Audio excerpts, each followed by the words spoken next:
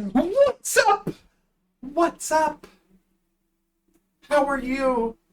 This video is going to be like a kind of part two to my last one. The last one I talked about lighting up and how it's not really an addiction, but it's a soft addiction. And now I'm just kind of exposing all my insecurities. All the things that I wish I didn't do, but I've done. And kind of enforcing in my own mind that this stuff isn't the best and maybe I should stop. This video is about watching people on your phone love each other. I don't want to say the word because I don't know if that will ruin the amount of people that this reaches, but you get the idea of what I'm saying. We're going to refer to the act of watching people on your phone love each other as the screen. That's what we're going to use it. That's our code word. But to get into it, this isn't something people like to admit that they do, even though we know 90% of people do it, including me. But we'll be real. The screen, see, there's the word, the screen owns more of us than we'd like to admit. I'm not comparing, a little sneaky. I'm not comparing myself to other people when I say this. I am not hardcore addicted to this stuff. I'm more softly addicted to it, like maybe in a 1 week period I will indulge 1 to 2 times a week. And I think that number is too high. And I understand that the addiction is not something to play with. Some people have a very hardcore addiction to the screen that they indulge 1 or 2 times a day. And as a younger man from the ages of like 15 to 18, I was one of those people. And looking back, that is very detrimental. I really wish I didn't do that. There is repercussions of indulging in the screen that much at such a young age. And now that I'm old enough, it doesn't matter how old I am, but now that I'm old enough to realize the negative repercussions of watching people love each other on your phone, it just doesn't really seem worth it. But yet sometimes I slip up and I indulge because I'm bored on the couch or whatever. It's never planned. It's not like a craving, like I want to do it. It's just a sporadic event that happens that I default to when the stars align and I don't like it.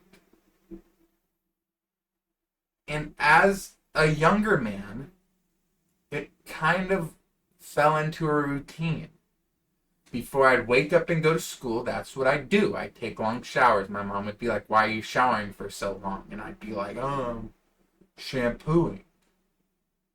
Whatever. It wasn't because I loved the act of doing it. It was just because it was routine. And then something snapped where I kind of broke out of that routine of an everyday, 2 times a day kind of guy. To now, when the stars align once a week, sometimes I go 2 weeks without it. Sometimes I go 3 times in a week. But it just didn't seem right. And this was, and I wanted to explore these soft addictions a little bit more. So I understand my credibility right now of a dude in a mask, 4 minutes in, just now getting to the meat and potatoes of the video. So let's start referencing some actually smart, depending on how you think of it, I don't know, ideas and angles from this. Cambridge University put out a study that says it rewires how you see people. It rewires how you see intimate interactions. And it hits the same brain pathways as drugs. It's simply novelty chasing that escalates into worse things. And I'll explain it more clearly. You start engaging in normal videos. Just normal things. And then the normal things get boring. And then you start branching out into more intimate, personal-esque things. And then you get to the weird part. And then you either full-on go into odd-esque videos that are damaging, or you reel yourself back. And then every so often you go back to the deep end and you're faced with that path again. It's damaging. You're playing chicken with your own psychology of how messed up can I eventually be? How desensitized can I make myself to just normal, intimate interactions in real life, since I'm watching just totally unplausible things on my phone. Like, dude, the odd stuff, and I'm hesitant to call it weird because I'm not trying to shame anybody for whatever they're into. A little bit, because I'm directly saying into the camera my experience has been negative with it. But take offense from some dude in a mask if you want. I don't care. It's not my fault. But if you're really honest with yourself, one,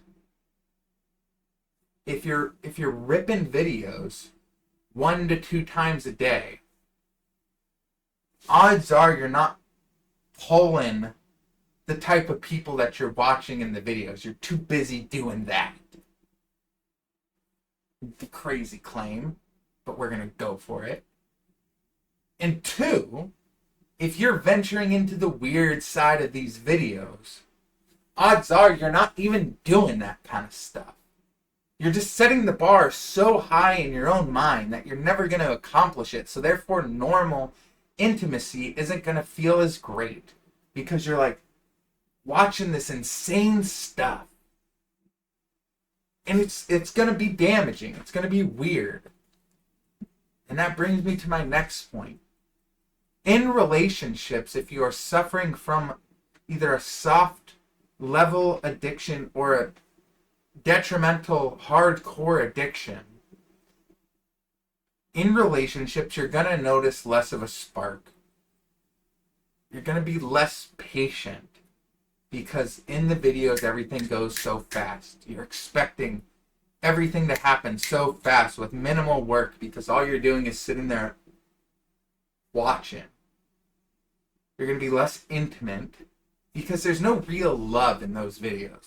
Let's be straight up honest. If you're filming yourself doing an intimate act for money, the incentive isn't love. The incentive isn't intimacy. It's entertainment. And the journal of that research found higher use in the screen directly equals lower satisfaction when you go to perform the real thing. And now we're going to go off the deep end. We are 9 minutes in. We're going to fish out the jabronis. So if you're a jabroni and you don't want to hear some conspiracy side of it, you can leave.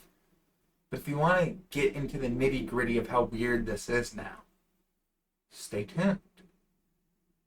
People think that this is private. People think that if you go on incognito mode, if you go on the VPN service, and I'm going to not name for name because nobody's paying me to do so.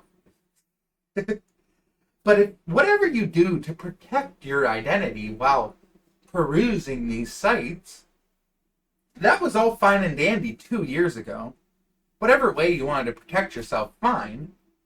But now, in like the majority of states, mystery monologue and post throw up the states that are doing this. Now it requires ID checks. You have to take a picture of your ID while you're just bricked up and get verified before you can go on these sites. And you think that these sites that are promoting people being intimate on video care about their users? You think that what they're selling is morally justified? That they can be morally justified for you? No. It's like asking a bank robber to hold your wallet for a week. What are you talking? No. You think that these sites have your best interest in mind as a user? They're directly just promoting something that is scientifically proven to be detrimental. Come on. But 93% of sites are leaking or sharing your data. That's the University of Toulouse's data. So you're basically handing over your biggest desires, your biggest intimacies, your biggest whatever to big tech forever. Think about what weird genre you're into. I can think about what weird genre I'm into. And then do yourself a favor and relate what that genre you're into is. Relate it to something traumatic that happened in your life. Relate it to something that you really want but can't have due to some sort of insecurity. And then you really want the people who are trying to sell you something to have that deep of a psychological imprint inside of you to where that they can manipulate and sell something to you. And now it's like a no-brainer who's watching what, because they literally had to provide their ID in order to watch it. This is a Black Mirror episode. This is dystopian. This is gross. Okay. Let's move on from the conspiracy.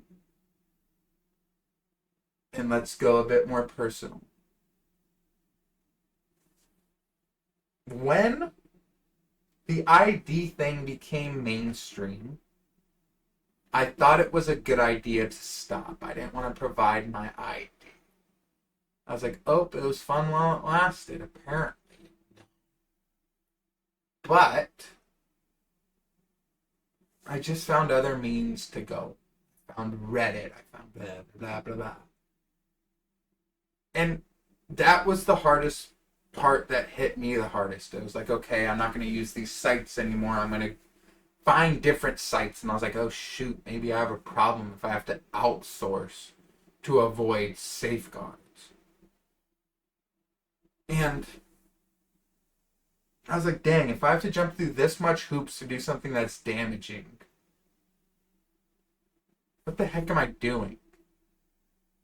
What am I doing anymore? Am I this addicted to something to where I need to avoid identifying myself with something that I deem as shameful? If what I think I'm doing is so shameful that I don't want to provide my ID of doing it, then why am I doing it? Like, what the heck? That's weird. And the craziest part of all this is, like, sometimes when I engage in this stuff, it doesn't even feel like I want to. It's just another thing. It's just like, it's like drinking. It's whatever. It's just another thing to preoccupy you. And then when you're done, you're sitting there like, okay, well, what do I do next? There's 5 minutes of my day gone. Now I feel dirty. What do I do next? And I don't know. It's just soft addiction. Maybe stop. Maybe that's the idea. And it's not like the screen. It's not like these intimate videos are killing me. But again, it's not letting me live fully. It's like, it's hindering the things that I value the most. And if that's not addiction, I don't know what is. So thank you so much for watching. I know that this was a long one. We got a 15-minute video about the screen. Thank you so much, guys. This was fun. This was a fun video to talk about. I'm really diving into myself here. I appreciate you. I'll catch you next time. Eric.